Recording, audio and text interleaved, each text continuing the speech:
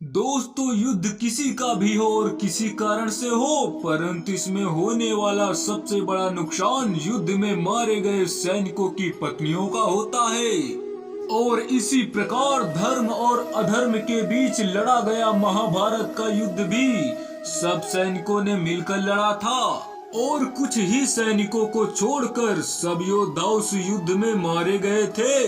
लेकिन उन मारे गए योद्धाओं की पत्नियों का बाद में क्या हुआ था, तो दोस्तों आइए जानते हैं इस वीडियो के माध्यम से। दोस्तों, यह बात महाभारत के युद्ध की 15 वर्ष के बाद की है। उस समय पांडवों की माता कुंती, धृतराष्ट्र, गांधारी सभी संन्यास होकर आश्रम में निवास कर रहे थे। तभी एक दिन सहदेव के मन में माता कुंती के दर्शन की इच्छा उत्पन्न हुई और यह सुनकर सभी पांडवों ने बन जाने की तैयारी शुरू कर दी। राजा युधिष्ठिर और पांडवों के साथ सारी जनता वन की ओर निकल पड़ी और उनमें वह सभी विधवा महिलाएं भी थी जिनके पति युद्ध में मारे गए थे। और वह सभी लोग धृतराष्ट्र के आश्रम के पास ही रुके थे। एक बार पांडवों के पितामह ऋषि वेदव्यास जी धृतराष्ट्र के आश्रम में पांडवों से मिलने आए।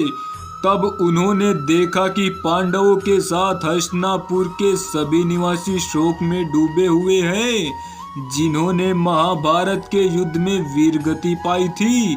तभी वेद व्यास जी ने कहा कि तुम्हें स्वर्ग में या दूसरे लोक में रह रहे तुम्हारे बंधुओं से मिलाऊंगा।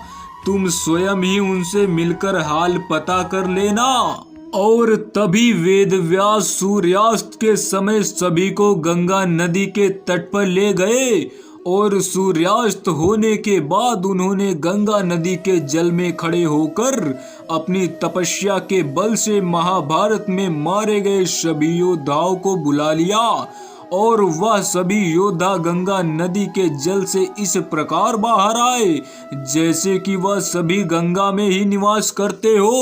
और यह देख सभी हस्तिनापुर निवासी बहुत प्रसन्न हो गए और अपने घर वालों से मिलकर उनका हालचाल पूछने लगे। इसलिए दोस्तों, सभी के मन में जो मृत्यु का दुख था वह हमेशा हमेशा के लिए समाप्त हो गया। और कुछ ही समय के बाद महर्षि वेदव्यास जी के आवाहन से आए हुए सभी योद्धा वापस जाने के लिए फिर से गंगा नदी में डुबकी लगाने के लिए तैयार हो गए। तब महर्षि वेदव्यास जी ने वहां उपस्थित योद्धाओं की विधवाओं से कहा कि सभी स्त्रियां जो अपने पतियों के साथ जो उस लोक में जाना चाहती हैं, वह गंगा देवी के इस पवित्र धारा में अपना जीवन त्याग दें।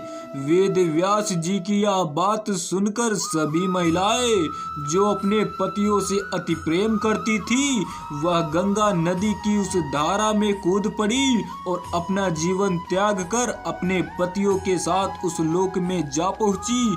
तो दोस्तों, कैसी लगी यह वीडियो? अगर वीडियो अच्छी लगी हो तो वीडियो को लाइक करें, शेयर करें, कमेंट करें। मिलते हैं अगली ऐसी ही वीडियो लेकर। जय हिंद, जय भारत।